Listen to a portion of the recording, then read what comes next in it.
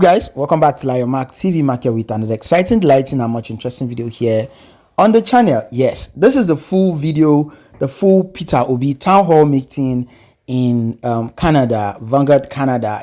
Last night it was awesome. A lot of Nigerians based in Canada came up massively to listen to their president speak to them. Well, I dropped a teaser clip earlier about his comment on not allowing foreign aid to be involved in election. A lot of people were like attacking me. Well, when I know watch the video properly, I've been waiting. I no can understand. But anyway, this is a full video. So for those of you who really did not get the proper message from that one, you can watch this one, get the full message from HE Peter Obi in Canada last night. Here, don't forget to subscribe.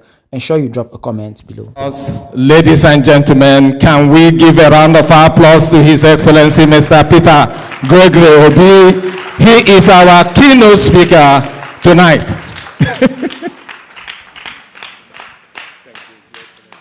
Please be seated.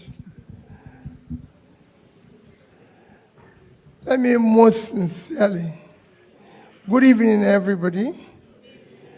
Let me most sincerely apologize for your time this evening. I know some of you have been here for a while, and that is why I've been hurrying. I've been actually been so much. She said, for me, it is different. I would have been here on time, even if it was one person. And by now, I would have done. The rest can come and learn from the person that was here with me. Because really, we just have to manage our time more efficiently. So I sincerely apologize if you have been waiting. And again, I have just three things that I'll say this evening because I've heard people talk about capacity building. I don't think, for me, that is anything to worry about. I'll talk about capacity building in the end. First is, for me, is gratitude. I came to thank all of you who are Nigerians, especially for sacrificing your time, which is the most important, your resources in supporting the process in Nigeria, especially last year's election. Some of you made phone calls, some visited, some spend their time talking. All this is very important. And for that, I do not take for granted. Whether you supported me or you supported another person, you were part of it. And I urge you to continue. I'm sincerely grateful for that. And that is my number one reason. May God Almighty continue to reward you for that effort. For the organizers of this event today, most of whom are the organizers in the past, I thank you. And I urge you to continue. And I've listened to you said you're now going to have a policy think tank. I urge you to continue in that direction. And let it not be a Nigerian thing. It is very important. Because often we'll start a noble thing, and because of our transnational life, we end it somewhere along the line. It's just like all of us who are involved in politics. I always say to people, nobody is claiming to be a saint, but I always urge people, can we be a little bit consistent in what we do? So, again, gratitude for you to stop starting this, and may you continue. I was telling you this evening, I said, every day in life I learn, I meet good and bad people. And I take note of the good ones, and I take note of the bad ones. Because it's very important as you go along. Nigeria is bad because we are bad. If we live the life we preach, it will be good. But we say something else and do something else. That's why it's not working. If all of us, if more people, and that's what we're trying to change. And change doesn't come easy. I listened to my brother talk about his experience. And it's a good experience. you've learned a lot. You know, we learn it every day and everything. You criticize something, you say this is wrong, and everybody takes it. So for me, it's not going to be about capacity. I'm going to talk about capacity building in the end. But since you said you're starting a think tank today, let me tell you what happens in Chatham House. They don't really want to listen to your lecture. They want you to answer their questions. It is their question that shows whether what you're doing. So I think I'll reverse it. People didn't come here, I'm sure, not to learn about capacity building. That you can just find the definition. They probably want to answer questions and get it answered. Because I know capacity building will do a lot to Nigeria, but there's some more other important things that can do more. So maybe we'll start with question and answer. If you will agree, we'll go direct to the questions people want to be answered, and then we'll talk about capacity building in the end. Or do we start the other way around? Whatever you say is what I'll do. Thank you. So let's go and ask the questions.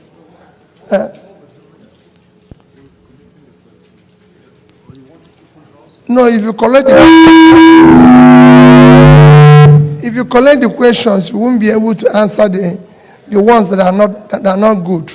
I want the people to speak up and say, you're not a human being. So I can answer them why I'm a human being. So, yes, when they collect questions, they remove the ones that they don't want you to answer. The people are here. Please. Let's take their questions. Val. Yeah. Thank you. Just a few.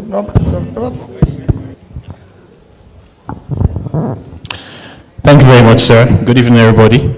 I'll just be straightforward and brief, okay? Mr. Peter will be Indian community in Canada.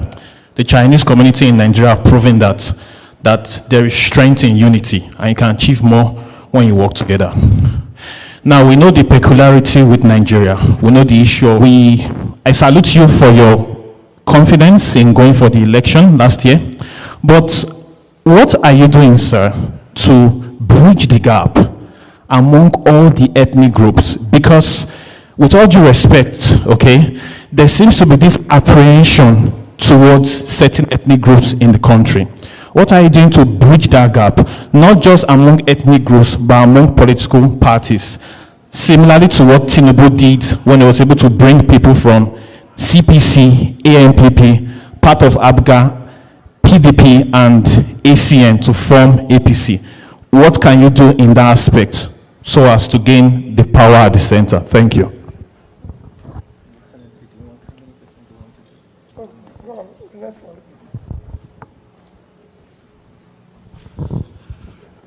All protocols duly observed. The question I want to ask is, where do you think, in your opinion, where do you think we got it wrong at the last election, and what do you think we can do differently to, get the change we really all desire in the country? Thank you. Sorry.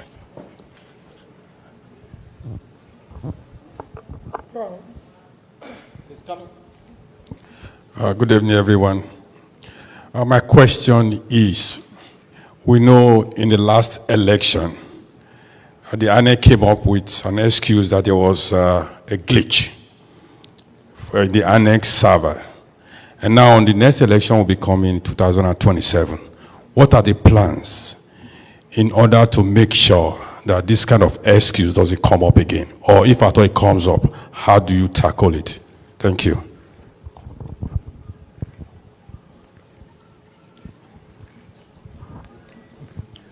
Your Excellency, my question is still related to the last election. And very importantly, I'm sure I'm not the only one who observed that there are a lot of external influences on our election system. Specifically, I'll mention an interview that the former president, GEJ, granted, where he, expressed his displeasure at how America influenced the outcome of his own election. He specifically named the former US president. We also saw similar situations play out in the last election. My question is, how are you, as a candidate who is most likely going to stand in the next election, making efforts to lobby these external forces or to align them to your own side of the political struggle? It's a very pertinent question, and I would like to have answers to that. Thank you. Your Excellency, one more. So I'm taking all the questions from here. Next time it will be this side. The last one. Thank you. So my question is very simple. Will you keep contesting till you eventually win? Because we've seen people, even our last president contested 4 times. People still keep contesting 5. Yeah. So is it going to be okay? So will you just, thank you. Okay, Your Excellency.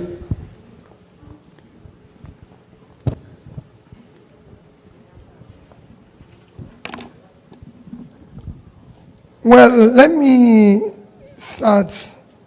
First question talked about ethnicity and religion. Quite frankly, we don't have that issue.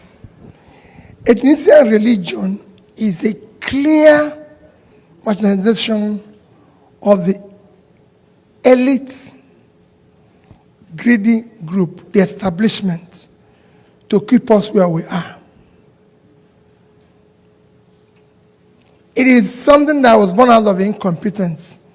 When you're not doing well or when you want to do a state capture, you bring it in. Because I don't know any ethnic in Nigeria that is not suffering. Tell me which part of Nigeria is secure today.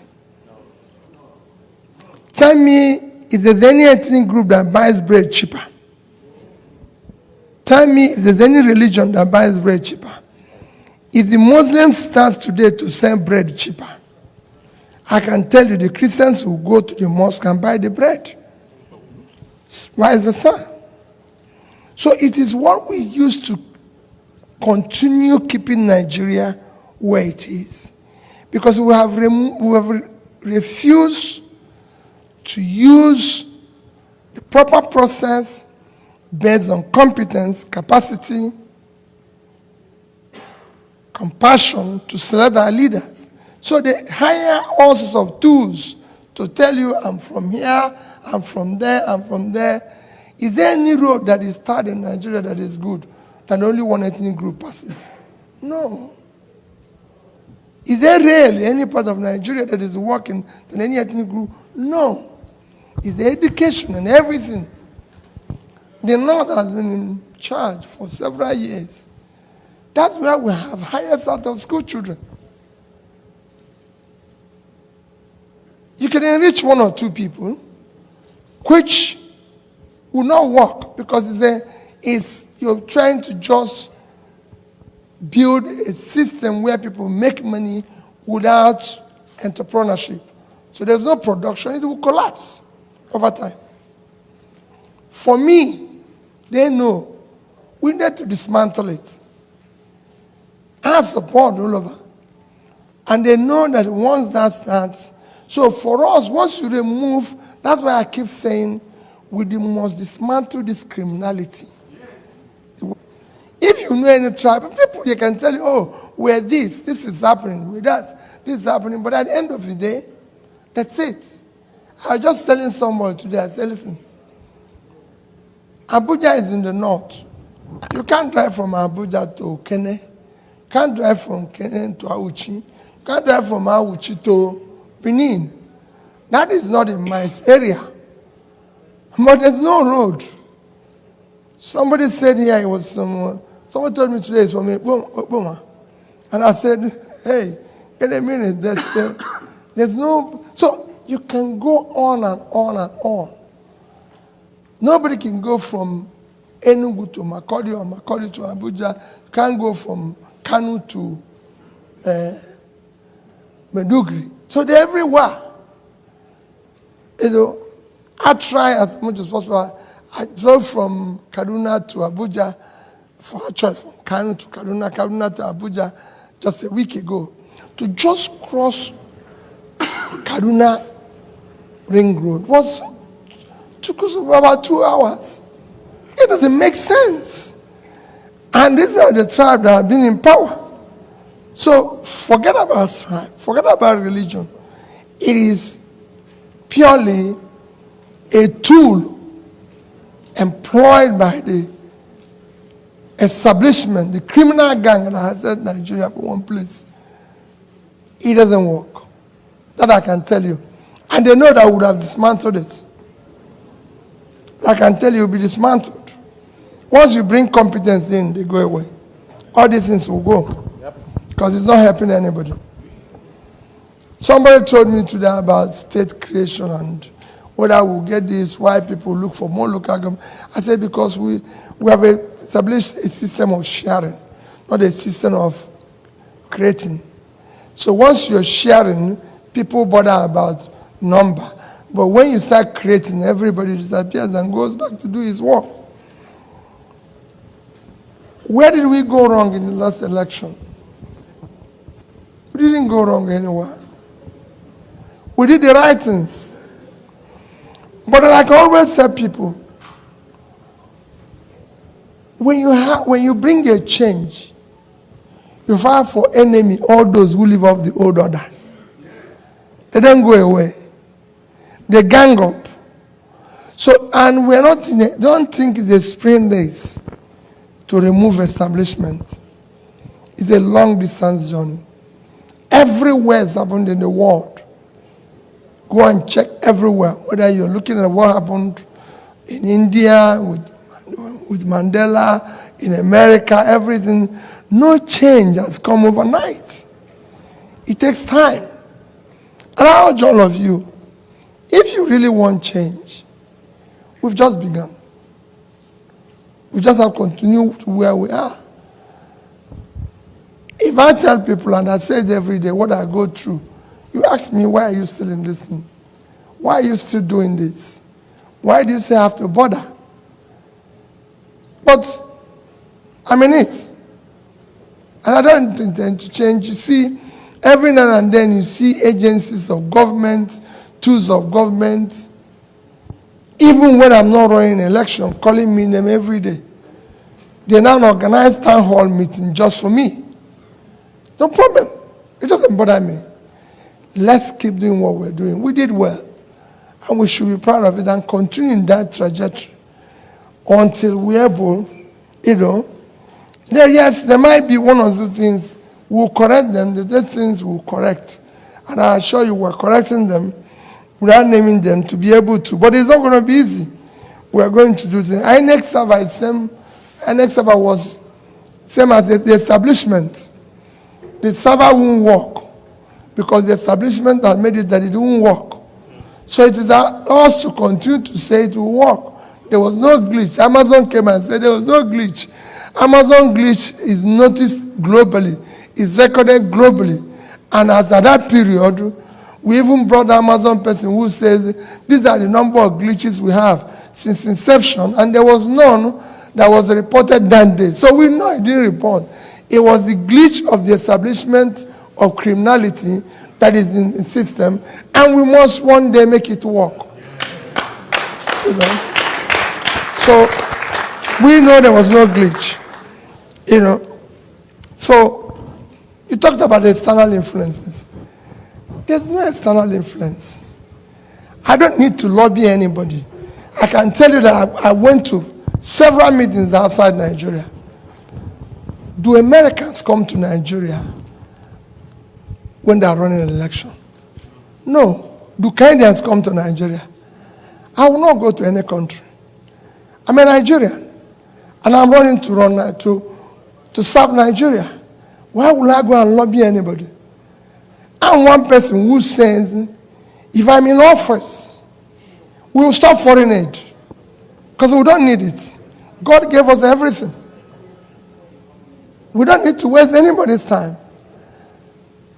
I said it today when I was in city council. Nigeria have everything it needs to be a super country. God gave us everything. I don't need to go and lobby anybody.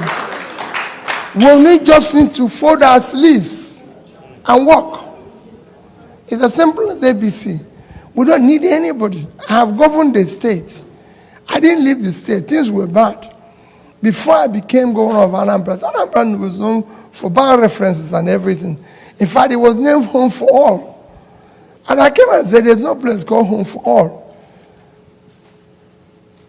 And we changed it to what? Light of the nation. And we said we'll be first in everything. No longer are we going to be used in bad reference. No quarrel, no nothing. And we face the work. Say from education, from health, from this, from that, fixing our small roads and everything. Somebody asked me today about it. I said, I didn't start any new road. Maybe one or two. That I fixed the ones that were existing. Completed the one my predecessors from Ngike to everybody started. That's what we should do. We don't need any influence. We want external relationship. In fact, let me tell you about international relationship. The more developed, the more you dig in and do the right things, the more you earn your respect internationally. Yeah, that's true. China didn't start by coming to beg America. Neither was Vietnam, neither was India. Today, India is being celebrated.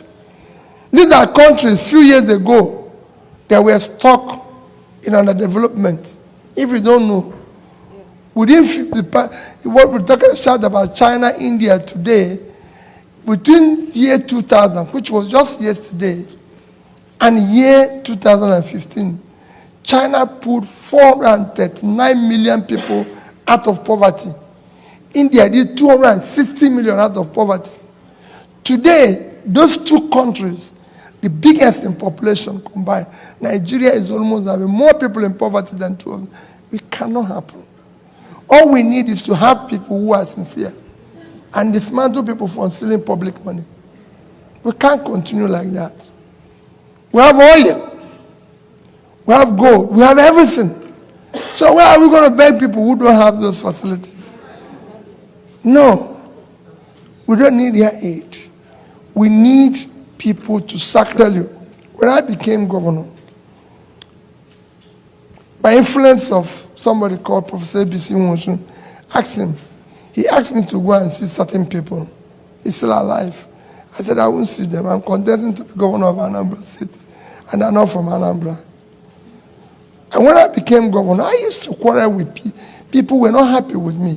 If you know that the elites in Anambra, even till today, are not happy with me.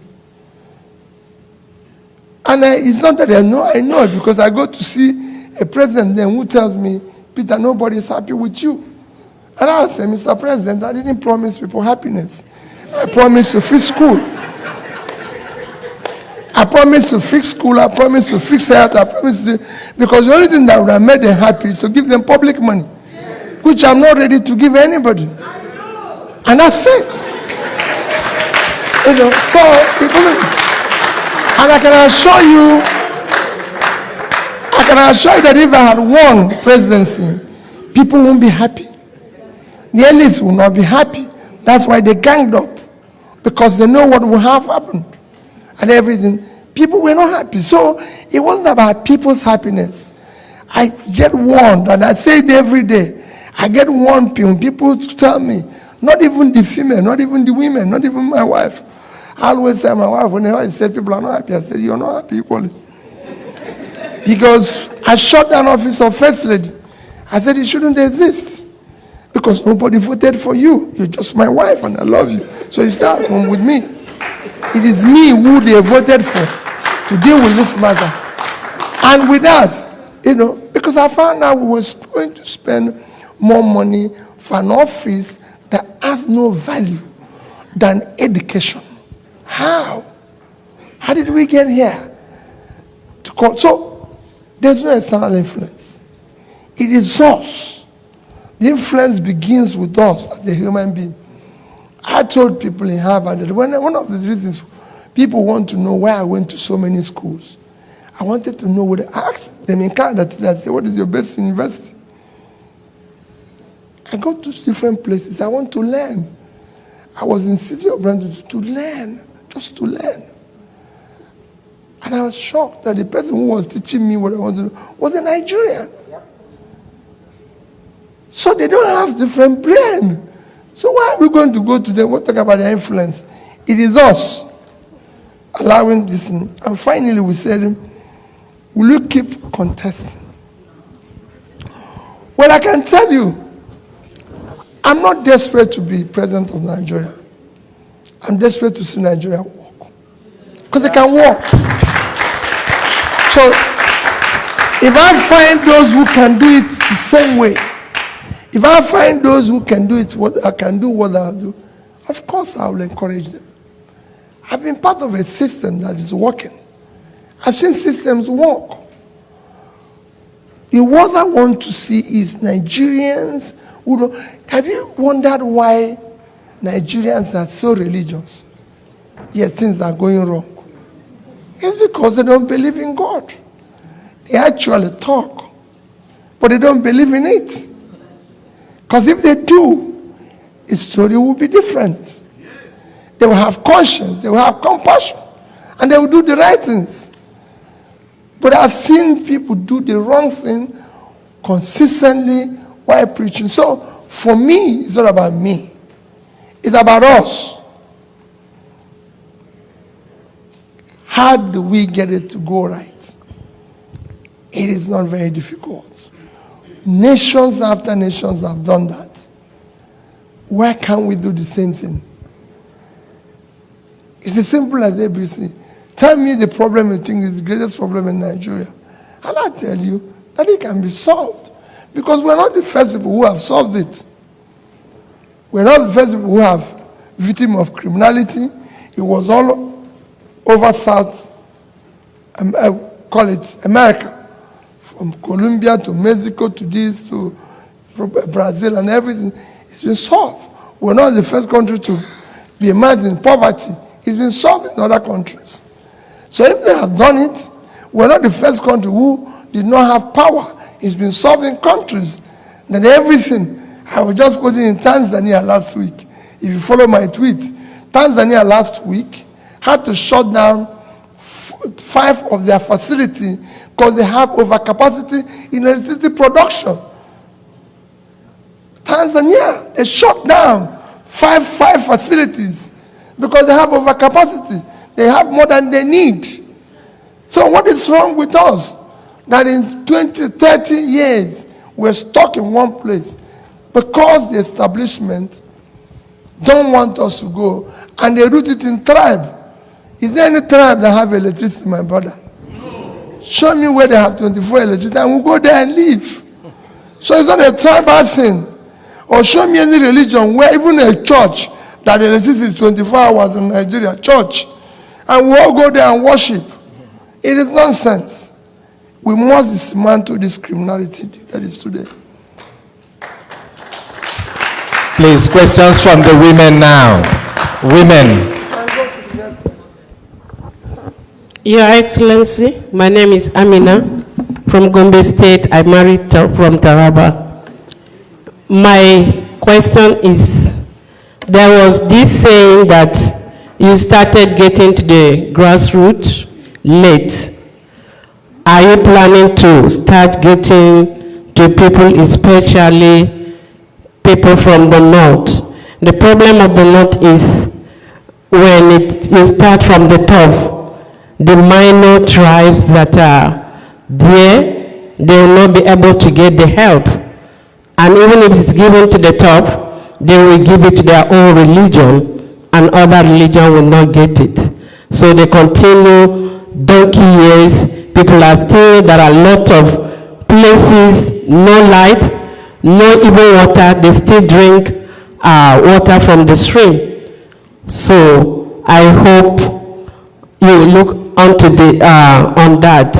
Also, next time you're coming to Canada, we'd like to see the First Lady, so that we will have women to mentor. Thanks.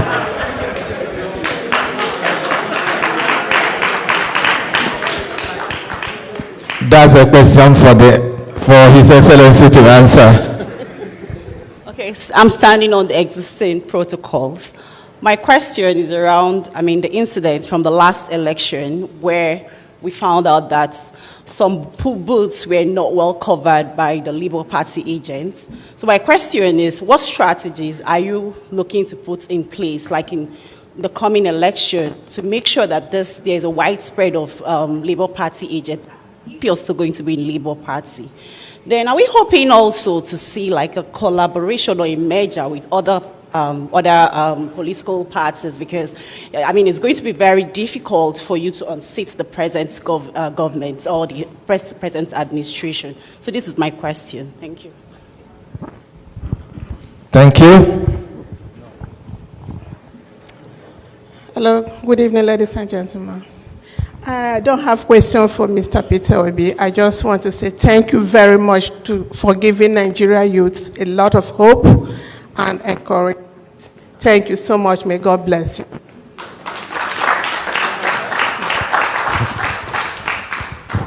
Hello, Your Excellency. Thank you for your presence here today. I just have a question in terms of what advice would you give Nigerian youth in the diaspora and at home, like in terms of they've lost hope based on everything. I know that we have the same sentiments as people, but what would you advise us in terms of how to support our community back home? Thank you. This is a very good question.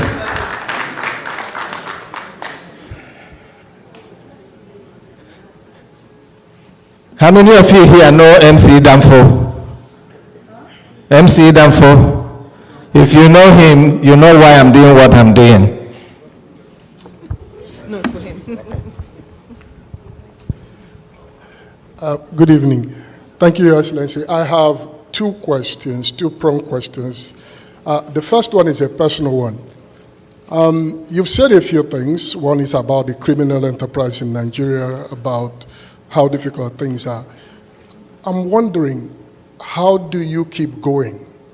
Can you tell us what keeps you going in this work that you are doing, for which you're not being paid by anybody, but you've been doing it now for at least since 2021 or 2022, and you've persisted in doing it since after the election? So that's the personal question, what keeps you going? The second part is kind of policy related, and that has to do with the security situation in Nigeria. I just came back from Nigeria last week, and I couldn't travel between Owerri and Nsukka for security reasons. So are you able to tell us, not the detail, but give us some idea of maybe how you think you would have handled the security situation in Nigeria that is keeping people from moving and conducting even ordinary commerce? Thank you. Actually 6, not 5. Okay, yeah. Oh, sorry. Okay. First question is the issue of grassroots. You started with the grassroots late. Well, maybe yes and no. Because if it was voting, people voted for us. But the system refused it. And I'm also beginning to reach out to the grassroots, like you said. I'm sure you must have seen me in the north and everything. But I'm not visiting the grassroots because of vote. I'm visiting them, or the next election, I'm visiting them because I want to learn. When you say we have 20 million out-of-school children, you're actually talking about 20 million productive people that can change the world. Countries like Gambia, just 10 million people.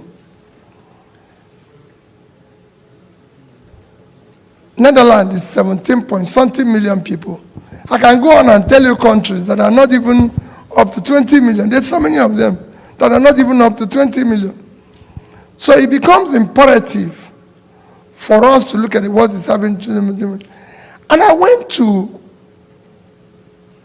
study and learn about the Almajiri system And I found people of incredible talent. I spent time in Almajiri school watching young people learn Quran, sat with them and watched them. And I saw doctors, lawyers, engineers, everything. Because the same talent they're using to learn the Quran and analyze it, it's all they need. What they needed was what we call Sharia system of education. So for me, since they can't go to school, if I have the opportunity, I'll take school to them. Where they're learning the Quran, I'm going to put English teacher, mathematics teacher, science teacher, everything there. And I can tell you before they finish learning the Quran, they also have learned something. We're not the greatest Muslim country in the world. Indonesia is there. The difference is that Indonesia have over 90% secondary school enrollment. We have 28%. The difference is that they belong to the high portion of human development index. We are low. So what is lacking is available to us. And that is the grassroots. And I'm reaching out to the grassroots. I want to change them. I want to help them to be better people because they can help us to change the world. Not because they want to vote for me. Like I said, for me is to get Nigeria to work. And they're not just going to be engineers and everything. We need productivity.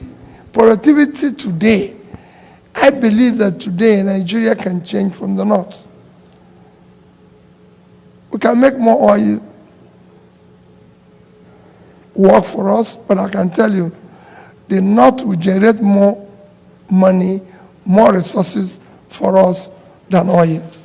So I'm reaching out to them as much as I can, you know, and of course, we'll discuss the First Lady next time. All I can tell you that she's okay, there's nothing, we're living together, we live for 30 years together, and I think we'll live together for the rest of our life. But issue of, for now, we want to save Nigeria. Thank you. Somebody said, Labour Party agents were not in all the booths. I agree with you, because we started, you know how we started and everything. There's so many lessons we learned. Somebody asked about lessons we're going to correct in the future. I won't stay here to tell you those lessons. Whether we are going to collaborate with people, you know, if the need be, yes, of course. People, collaboration, I'm collaborating with you people. You are actually the biggest collaboration we need to be able to dismantle what I'm talking about. We're going to work with everybody who thinks the same way we think, who wants to do the same thing we're doing. Our collaboration will not be based on transaction. It will be based on transformation. People have to be thinking the same way we're thinking. Otherwise, you're going to have a problem. If you go and collaborate with people who don't think the same way, or those that can easily change, because there's some people who can change and believe in what you're saying, you can collaborate with them. But if you collaborate with those who don't believe in what you're saying, you're going to have a problem along the line. I always say to people that I want to drive this bus, I want us to be in the same place with people who are going to the same destination with us. Because if you go and carry people who have passed their destination, you have a problem. And that's not what we want to do. We want to do the right things and everything. So party, we will change certain things and we'll collaborate. It is important. You know, and you said thanks for the youth and what somebody asked about the advice of the youth. Let me be honest with you.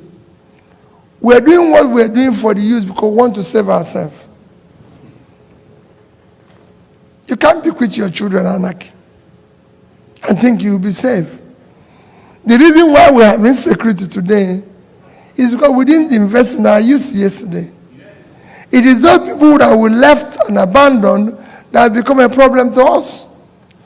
If we have invested in them, the right education, the right things, the North is far unsafe today than the South. Because they didn't invest in education. They didn't invest in training those people. So if you leave these people abandoned, you're actually not saving your life. So what we're doing is investing in them to save our lives and for our children to live in a better society. Yes, you're in Canada. You live in a better society. But I can tell you, in terms of Nigeria, you're also one of the biggest losers because your children won't come back there again. They don't want to be associated. Who wants to go where there's insecurity? Somebody just said he could not go because they don't want him to go to Enugu. They want to go to... So if you don't go, do you think your children will ever go there? You think they'll come for your burial? No. I've heard people who say, listen, just bury my dad. I wish him well. So what you're doing is that you're investing in your future. And a youth asks me, what do I think about the youth? Yes, you're right. My advice to you is that you came from a country called Nigeria. Chinese people live in Canada, but they're proud to be called Chinese people. They've never abandoned China. They're still Canadian Chinese or Chinese Canadian, whatever you call them. Indians are here. They've never abandoned India. They're still proud to be saying, I'm an Indian. So are Vietnamese, so are Philippines, so are everybody. Everybody is still happy to say, I'm from here. And if your own is not bad, so you can, in your own little knowledge. And when we talk about capacity building, that's the word capacity building. People say to me, what is about capacity building? It's using that knowledge you learn from here, that exposure, that belief, and translating into not thinking about his tribe or his religion. I can tell you, whenever people tell me about religion, what I tell them is, and I'm sure I've said it here in Canada, Dubai is thriving. If I go to Dubai, I'm a Christian, I'm a Catholic. I go to St. Mary's, I think St. Mary's Church in Dubai. The Catholic Church in Dubai, the land and the church was built by Emir of Dubai. It's written there. He gave them the land, built the church. So why is our own different? So it's even encouraging that diversity. It's even encouraging that situation. Because it makes society work. The biggest mosque in Europe, no, well, I don't know, maybe I'm correct, but one of the biggest is in London. It's a land given by the Queen. The Queen is not there. So it is, why would it be? I'm not scared of anybody in Nigeria. I believe that we're same. I always introduce myself as a Nigerian. I don't believe there's any part of Nigeria that I don't love. We're Nigerians. For me today, I want to invest in the North. I believe we can pull Nigeria back from the North because they have all the resources. Our biggest cause of our inflation today is food. We have vast uncultivated land in the North. If we cultivate it, we can feed Africa. We can feed everybody. You see me in my tweets question why should Ukraine have more grain than Nigeria? Our land in the north is bigger than the entire Ukraine. Ukraine is about 603,000 square kilometers. And the northern Nigeria is bigger than Ukraine. So the youths, I urge you to be part of this change. It is necessary for us. Well, what do you advise? Advise, okay, Nigerian youth, okay. And then it comes to finally the security situation in the country. There are so many things you need to do to reduce the security situation in Nigeria. We have insecure countries all over the world. And I don't think our own is peculiar. We just need to focus on it. We just need to deal with it. We can't allow non-state actors take over a country. You might as well declare war. Nations have been in war. We've seen corruption in the security system. We've seen under manpower and everything. There's no way, if you come to Canada today, and as we are here now, if anything happens here, there's nothing unique that gives perception there's security in Canada. You know what will happen if anything goes wrong here now? You probably see 6, 7 police vehicles running around all over the place. No, I'm just telling you. What does it do? Perception. That we are ready to deal with this. Then if you say that there's school, God forbid, school shootout down there, tomorrow, the Prime Minister, everybody will arrive there. That is the sense of that. We want to deal with this. You motivate people and say, we can't take this. I won't have this. And deal with it decisively. In our country, it doesn't happen. And finally, how do I keep going? Just like I urge you to keep going. I've said it before several times. It's too late. It's not a long story how I got involved in politics. And since I got involved, I don't want to go away again. I wasn't a politician. I was like every one and each of you. I never voted from the day I decided to go and contest governor. If there's anything in my life that I never knew it was possible, is to go near politics. If there's anything that have made me lost a fortune where I would have been in life, it's politics. But then, everything I've had is by His grace. And it's by His grace that He takes you to where you don't want to go or where you want to go. I've said it before. I joined politics from going to schools. In my little life, I've been to various schools in my life. I didn't have a privilege of coming to school in Canada, but I've been to trainings from Harvard to Columbia to Kellogg. I'm a Kellogg scholar.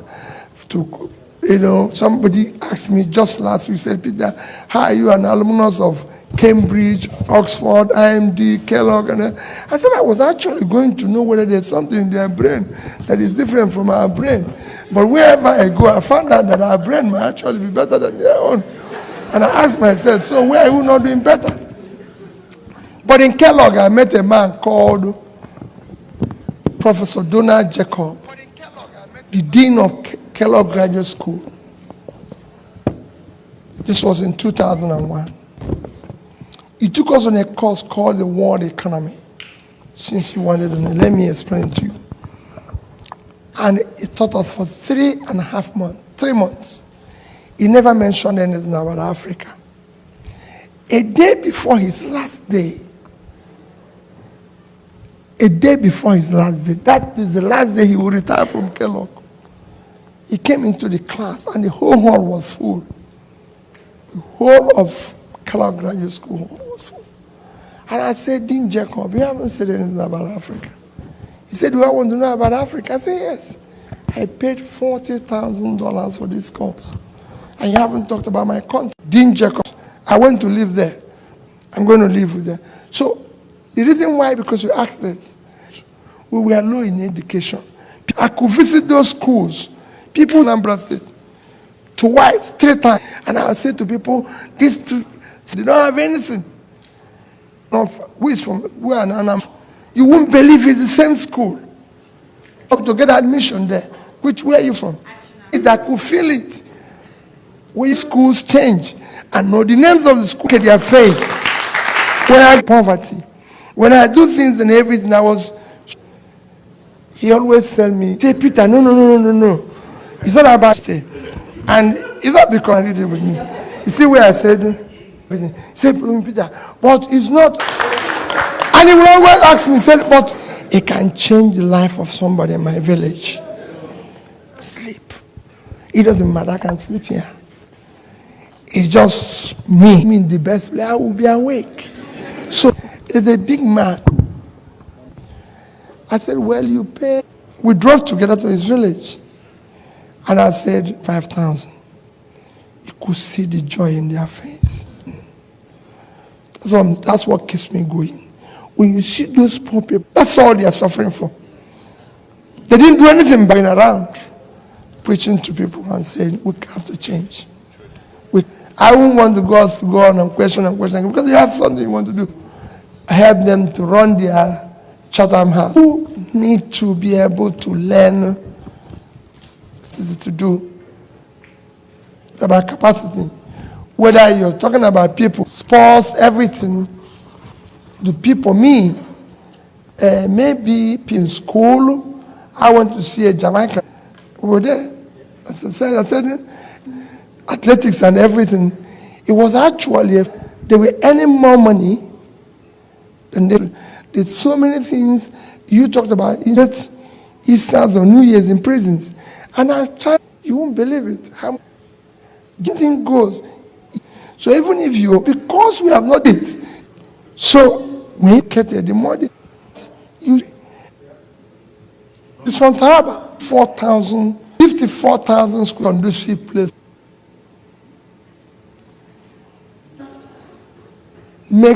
He got to this there, and every part of Nigeria. So for me, when we talk about, especially happen, I'm not a saint, but I always say here is that there's consequence, right? No thief sees. I wasn't under any obligation. Everybody every day and everything, my life continues. If that money was still today, it wouldn't. It was me.